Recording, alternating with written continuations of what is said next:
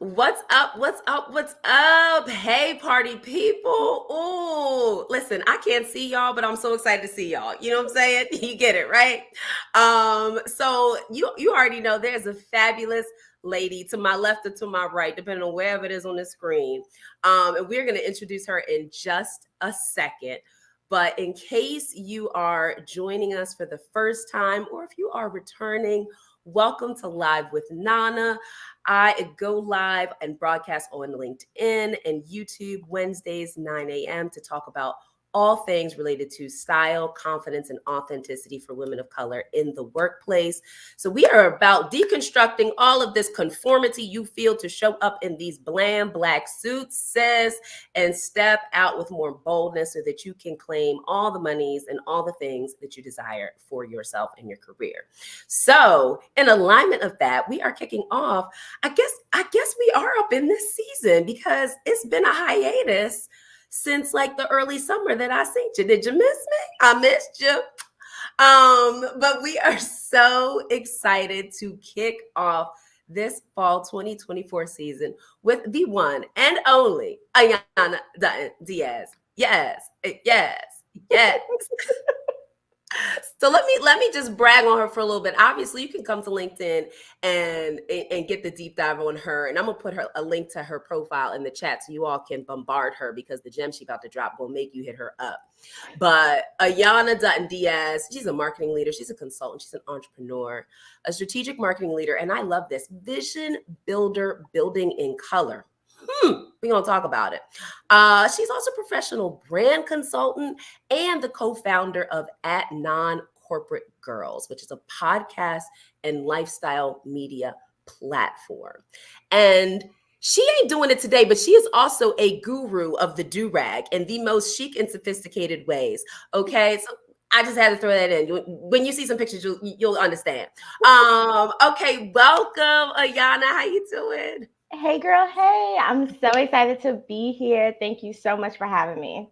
You got it. I'm so excited to have this conversation around corporate authenticity, Mm, right? And really asking the question, is it possible? hmm Um, I think the work of what I do and what you do really has helped us understand that this is a question and this is something that Black women in particular and women of color as a whole really struggle with understanding how to be more of their authentic selves in the workplace.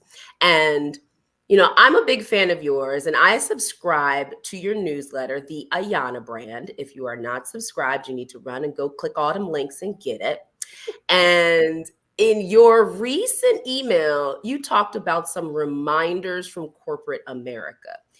And one of the first things you said was own your authenticity as a standard. mm. That smacked me in the face. And I said, I want to talk to you. Tell me more about that. Oh my goodness, I feel like I got chills. It's like, oh girl, this is your words. Okay.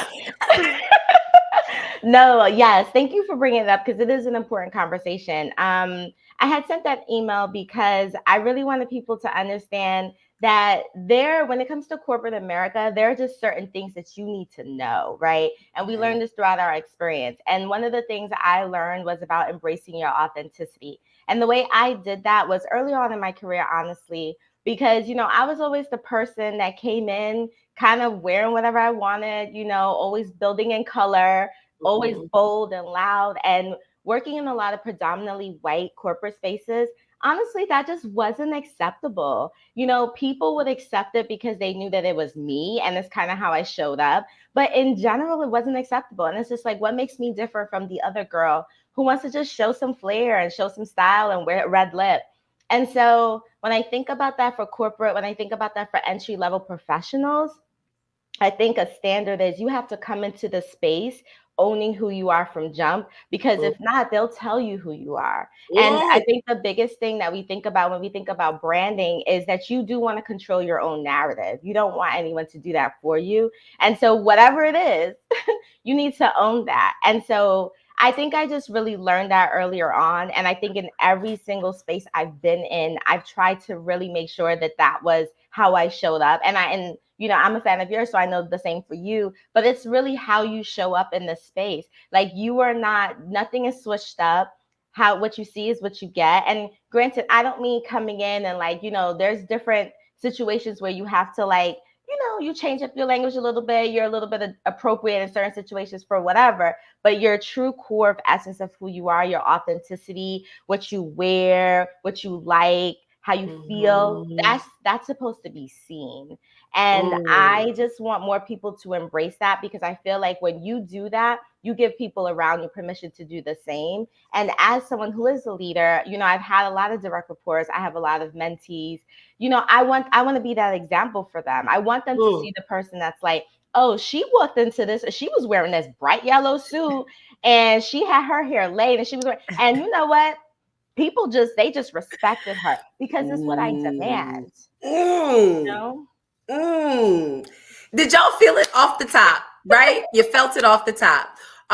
Much love to Christy from Florida here. We got someone pumping in from the UK. Sorry, it says LinkedIn user. Say hello. I love you from the UK. Toby's in here from Detroit. Go Tigers and Lions. Okay. My brother lives in Detroit, so I'm with you on that. Hey, Jennifer, what's up, girl? So again, I heard so much goodness in what you just said.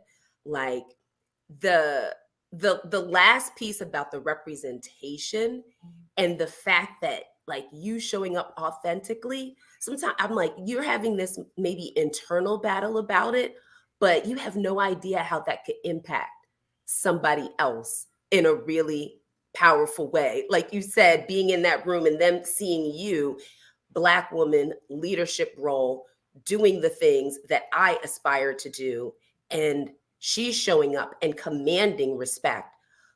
Wow, okay, me too, right? I can do that as well. Like sometimes we're so in the mind about what can we do or can't we do, or is it appropriate, or is it professional or unprofessional, when it's like, yo, there's actually a bunch of other people looking up at you who are like, yes, girl, yes, you're that girl. Keep keep going for it. And I love that you talked about that. I'm curious what you think about why people struggle so much with the word authenticity and the concept and notion of it, right? Because I feel like maybe in the past 5 years or so, the workplace culture started to shift. And with the ebbs and flows of diversity, equity, and inclusion, and we all know what's happening around that. If you don't, Google.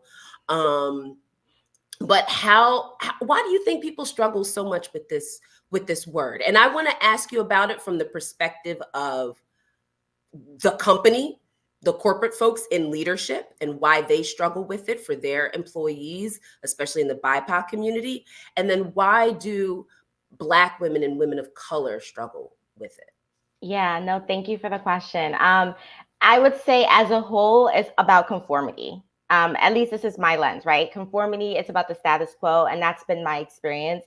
I think when you think about these corporate spaces, especially someone coming from, I've worked in a lot of white corporate spaces where I'm the only Black woman, I'm the only Afro-Latina, I'm the only queer person. I mean, all the things. And so when you think about that, they want everyone to kind of be uniformed. It's like everyone's supposed to wear, especially when you think about sales and all these things, you got to wear the gray suit. You got to wear the Black suit. You have to look a certain way. You have to sound a certain way. You have to make sure that you are following this hierarchy. There's all these things, and it's just about what was, it's just how things were. And this is how things should be from a lot of corporate spaces. Now, there has been a shift, right? And there are a lot more people who are trying to embrace that, right? So when you think about that, I think from the employee lens, I think that we have to teach people how we want to be treated. We have to teach people how to respect us. And I think that people don't know what they don't know. And because people are so used to one thing, you have someone coming in who's trying to own their authenticity, use their voice, be different. It's jarring to a lot of people. They don't know what to do with that, right? And I've been in situations like that. I will never forget one situation. I used to wear colored hair all the time. I love me a good wig. I love me good things. Okay. And I would wear colored hair, and I was in a predominantly white sales space. And I remember having like green hair and all kinds of things. And I remember this one sales professional who I actually really adored. I thought he was great. He Mhm. literally told me one day, he was just like, when you wear your hair, it looks professional. But when I see other people, it just makes me second guess them and their professionalism. And I was like, what? You know what Mm. I mean? And it's just like things like that. And it's just also the naivety of it all, right?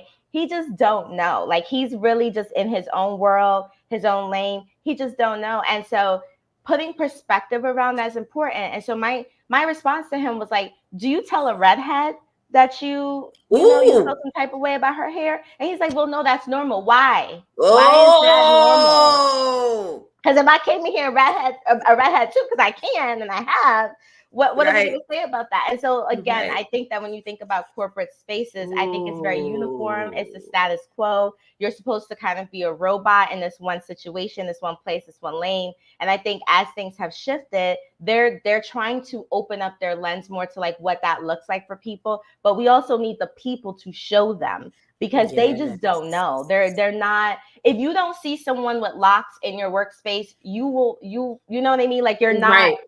you need to know, they need to be exposed. And so going Yeah. back to your question on representation, I think it's important that we as people of color, we as Black women, we own who we are and show up in those spaces accordingly, because at some point they're going to have to adapt. Yes. Whew. Y'all. Girl. I'm just there's so much here. That example of the hair, listen, Black women, the workplace, the hair commentary, it's Mhm. probably the first thing about our appearance that's going to get judged, commented on, etc. Mhm. um Unwarranted and unsolicited, right? That And part. okay, and it's so interesting. I love how you talked about the fact that, hey, listen, Brian, white guy, like if we were in your world, blondes, brunettes, you see a redhead and you're like, ooh, something different, but it feels normal. So as you enter Black communities, Latino communities, etc., it's going to be a different flavor, a different view. And if you don't have the knowledge, have that exposure, and I think if also too, if you're not willing to Right. be right, like there is sometimes just a rejection, Yeah. like A hundred. of Oh, change, right? 100%. Yeah. And it's you gotta do the work. You gotta be willing to open things up, which is why it's ridiculous when DEI is being unfunded, because these are the spaces. I'm not gonna go. I'm not gonna go because we're gonna Girl. keep it to 30 minutes. um and Toby is saying yes, and all the exclamation points. We have to continue having the uncomfortable conversations. Unconscious and conscious bias is Yes. real, all caps. 100%, Toby. Yes. I feel you. I feel you. I feel you. So you were talking about this a bit when you were telling your journey and talking about your hair as just one example around how your authenticity in the corporate space, like how it can evolve, Hmm. right? Because I think that's an important piece to this, that sometimes we see folks like, y'all see Ayana today, you see Nana today, and you like, dang, did y'all just come out the womb like this? It's like, yes, and but yes, and we each had to have our own journey Hmm. of figuring out how you want to show up in corporate spaces, especially when they are predominantly white. So tell us a little bit about Ayana then versus Ayana now. Like when you Ooh. first started in the corporate space, what were those uncomfortable moments for you? What did you look like? What were you wearing? Was the code switching happening? Mm. Like, and then at what point did you start to have more of a revelation of like, I need to actually not be susceptible to this status quo, fall into this quicksand? Ooh, so many things to unpack there. Okay. So I'm gonna try my best to remember so I can give this order. All right. Okay. So Ayana then. I will say, and this is gonna be a shock to some of you, But I used to be a tomboy, and Me too. I used to be a straight up tomboy. I mean, I was a fly tomboy, but I was a tomboy. And so I didn't start discovering like fashion until honestly like later in college. Like I was always cute, dressed whatever, but like fashion in college. And I realized that I wanted to go to FIT and I wanted to be a stylist. And so I will caveat and say that because I've talked to some of my fashion friends about this too. When you have this, or even if you're just artistic and creative, when you have that lens, your confidence and style looks a lot different than someone else, right? And because I knew I wanted to be in fashion, I was very, very all about dressing for the job that you want, not the job that you have. And so I automatically came into my first entry level sales job dressed to the nines, like I was walking down the runway, because in my mind, I was like, oh, I'm going to be discovered on a New York City street, or, whatever. That never happened, but you know what I mean? And so that was always my lens. And I really did make the workplace my runway. And it helped me with confidence. It wasn't even about the people. It was about me. It was me feeling like I can do this. And I would test it out. And to the conversation we were having, ruffled feathers. Some people was like, why is she coming in like this? What is this? Blah, blah, blah. And this is my entry level job. So they don't know me like that. We're still trying to like build a rapport, but I still stuck to it. I was coming in all the things, sometimes they worked out, sometimes they didn't, but it was always unique. It was always authentic to who I am. And it was no code switching happening there. Now let's talk about the code switching. I am so fortunate that in my career, I've had 4 Black bosses. And I know that is a rarity. I know. It's not enough, but I also know it's a rarity. And my first boss, like my direct supervisor boss in my entry level job, was a Black woman. Wow. And so I learned so much from her. And I think she's also, and I'm sharing all this because this is all part of the piece of how I got here. She taught me how to be a Black woman in a white space. Okay. And just from being an example, watching her when they try to make a fool of her, watching her, all the things, like how she handled situations was epic to me. Wow. I was like, wow, like this is who I want to be, just like morally. Right. And so that was really helpful. Now, she wasn't like a huge fashion girl. Like I definitely covered that part because I was still coming into all the things. But just like her character, her poise, her confidence is what I saw and what I took with me. And so when people were trying to play me for a fool, I already knew how to handle the situations. And so that part of my confidence like grew a little bit more, having someone as my direct boss and learning more from her, just how to operate in these corporate streets. Like it was a masterclass lesson on being a Black woman in corporate America. I kid you not. Wow. And I tell her this all the time too. So that was one part of it. Then we move into like me and my trajectory keep going. I started realizing that as I'm moving through these spaces, literally I am the only. I am the only. And I started figuring out like I cannot let these people put me in a box. I just can't. I think being in what I like to say underestimated groups for most of my life, I've been in boxes. People put me, I don't fit anywhere. So I fit nowhere. And how does that make you feel with your confidence level? It's not great. And so just as I navigated my career, I realized that I didn't want to feel that way anymore. And I just needed to, if I didn't embrace it, who would? And so I just started embracing it fully, like my confidence, my look, everything. I was showing up and people took notice. They were just kind of, and then going back to what we said before, people were kind of like, oh, well, Ayana can do that because she does that, and it's just like, that's cool. I'm glad that you've equated that to me, but anyone can do it. Right. Right. Like, you got to want to do it yourself. You got to own that. And so that's how I've been in my journey. And I would say a moment that really clicked for me was when I worked in one of my sales jobs. I was really starting to like embrace this a lot, just my full confidence, all the things. I had natural hair at the time, the whole thing. And then when I worked in a luxury corporate space in fashion, because a lot of my career has been in fashion in the field and corporate. I remember walking into that space and I felt very intimidated. I felt like, oh my God, like I know, like I'm a fashion girl. I know I have this confidence, blah, blah, blah. Right. But I felt like, oh my God, will these people think I'm a fraud? What does this look like? And I remember the first day going, nope. You got to show up. You've been doing it. This is how you show up. And I kid you not, I showed up and I had just cut my hair. It was a whole thing. Mm. And I was a little bit self-conscious about all of it. And I Yeah. decided to show up because this is who I am. Like nothing has changed. The essence of who I Right. am is here. And when I walked into that place and I had on my little power suit and I had all the things and people were like, sis, yes. And I was like, okay, you know what? And it reminded me that like, it doesn't matter where I put myself, I will still be the same. And so Mm. again, teaching people to accept you, showing up the way you need to be, the way you are, it's just people adapt. People adapt. Yeah. And if they don't, then honestly, you know, Right. Dot, dot, dot. that's that. So good. In the chat, people going for it. No one stereotype. You have to find power in being the only. Once you do, oh my God, That okay. part, Hey, yes. Tisha. If you listen, y'all, if you have any questions for Ayana, if this is a safe space, all right. We gonna commandeer this space and say, and this is also a courageous space. So if you are feeling inspired, having some questions, definitely drop up in the comments and let us know what you're thinking. Toby Toby says intersectionality, most of us fit in several boxes. Then I love this podcast.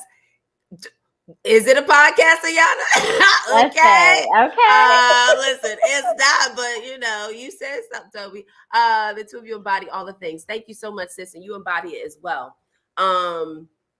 So that uncomfortability and the still, I'm gonna do it anyway.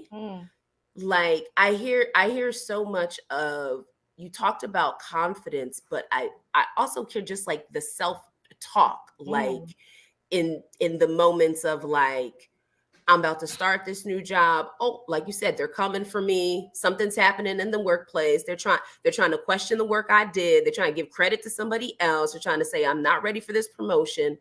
All the things, and you still have to figure out how you're going to stand your ground, right, and still hold your own. And you mentioned having the gem of an example in this Black woman to have a roadmap of how to approach those things. And I think that's amazing. Even with that, and maybe speak to, if it's possible, the women who are like, dang, I didn't, and I still don't. And I'm 10 years in, 15 years in. And I'm like, I'm still nervous that if I show them what's underneath this wig, they gonna be talking about me. Or if I am more vocal in these meetings about the opinions that I have that are way different from what everybody else is sharing, takes me out the running for partner. No, thank you. Like, what words of wisdom would you share with those individuals? Yeah, I mean, it's hard, right? Like, it's hard. Like, I think that people who, and I've been told this a lot, you have a confidence, you have a quiet confidence, you demand respect, it's just who you are. It took time to get here, and granted, I had a few Black bosses, great, but we're all dealing with the same challenges. It's not like they not, you know what I mean? They've been a good example to me, but they still dealing with the challenges. So it's like we're all dealing with it. But I think for me, what really has clicked, and I'm sure you feel the same way too, is that once you do embrace who you are and you know your worth, a lot of things just don't matter. And I hate to say it like that because I'm very clear, especially as a mom and a wife, you have responsibilities, you have priorities. Like, you can't, like, life will be lifing. I get it. I know. But my inner compass, my, how I feel inside, how I feel about myself matters so much more than anything else. And I say this as someone who's been in and out of corporate and non-corporate spaces my entire career. Okay. Like, I've done a lot of things. I'm not saying do as I do, but I've done a lot of things. But I've learned a lot in the process. And no matter what I know is that the core of who I am never wavers. And so that's how I show up. And if people don't like it, I have very firm belief that, like, I do not belong in places that do not value or serve me. And Period. so if that is the case, then we need to figure out those places that do, or we need to create them, or we need to find ourselves at the table where they are. Like there's different scenarios that you can figure out, but you need to figure out what's going to shift for you, no matter how, whatever the length you are in your career. Because at every level, people going to play with you. That's what they do. That's what they do. Like people, it doesn't matter. You can be in C-suite leadership. People are still not giving Black women the respect they deserve. Facts. It's still like, Facts. how did you get this role? I mean, there's all the things. It doesn't matter. So if that's the case, why not show up the way you're supposed to show up for yourself? It's not about anyone else. And I say this all the time. It's not about anybody. It's about you. I need to feel good about me. I need to feel good that regardless of what happened, I did my best. I was my best. I look my best. And it is what it is. So that's the advice I would give. I think when you embrace who you are, just these things just don't matter, and you figure out where you matter, honestly. These things don't matter, and you figure out what matters. I know, that's good. I need to write that down. Girl, when the replay come, catch it, because it's good. Like it's and that's it. And I think Ayana nailed it. Like sometimes folks are looking for this secret thing, and you're looking for it outside of you. You think it's gonna come from a promotion. You think it's going to come from some award. You think it's going to come externally. The validation is not the thing. It's not. It's so internal. You have to decide. And what I hear Ayana screaming at us to do is be courageous and know that like you have the choice. Like you have the power. It's your choice. It's your decision for you to be you in these spaces. Yeah. It's not about the other person. This is child. Listen, somebody called and said I hid for too long. No more. This is me. We are affirming what I've already been doing. Once I fully showed up, people were drawn to me even more. Yes, 100%. Like, listen, y'all, we are living and walking testaments to the power of saying, I choose me and I believe in myself 10 toes deep. And that's what I'm going to do. And it's always going to be me. It's always going to be me. It's always going to be me. Listen, this is so good. Tell the people how they can get in touch with you. Tell them too a little more about the non-corporate girls platform. Yeah. Okay. So I'll say a few things. One, mediocrity is boring, period. Right. And I just think when we think about corporate spaces and the status quo and conforming, that's boring. Who wants to do that? And we're all individual people. We all have our own DNA. Put your stamp on the place that you're in, because no one wants boring, no matter what they say. Nobody wants that. So just think about that as you decide to own who you are. I've been doing this a lot in my corporate and non-corporate life.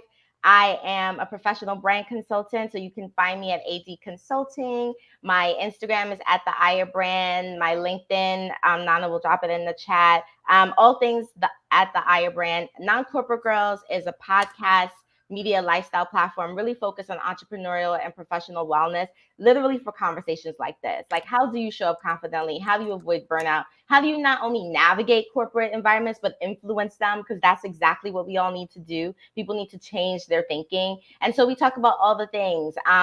We've been a podcast vertical for 6 seasons now. We are also a business where we focus on helping people launch their own podcast.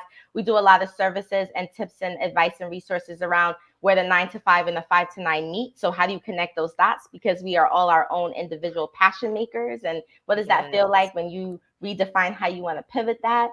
And outside of that, I am just a lover of helping people tap into their potential. I think that we all have our own superpower, and that is mine. And I look forward to helping anyone that needs support on their branding, their narrative. Reach out to me on LinkedIn. Come on.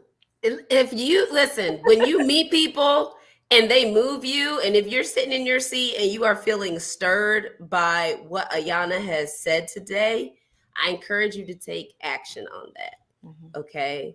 like reach out to her on LinkedIn. I dropped her links in the chat. Reach out to her on the Non-Corporate Girls website. Like, reach out and engage and have a conversation, ask a question, right? Connect. That could be a really powerful opportunity for you to begin to feel like you can have your corporate identity and your most authentic identity be one and the same. Okay. Listen, thank you so much Thank you, for Queen. coming. Thank you, Queen, just for being who you are. And fun fact, Ayana and I met on these good LinkedIn streets because the LinkedIn, boop, boop, the LinkedIn internet streets be bumping. And same thing, just reaching out when you see someone who is of like-minded energy, and you like, you know what? Let's have a chat. I'm like, it's the cultivation. And that's another conversation people need to have, networking. But I'll digress. We gonna have you on again because the people I already know in the chat, people love this. People thought this was a podcast. Like, clearly Nana, you may need to do something. Okay, apparently so.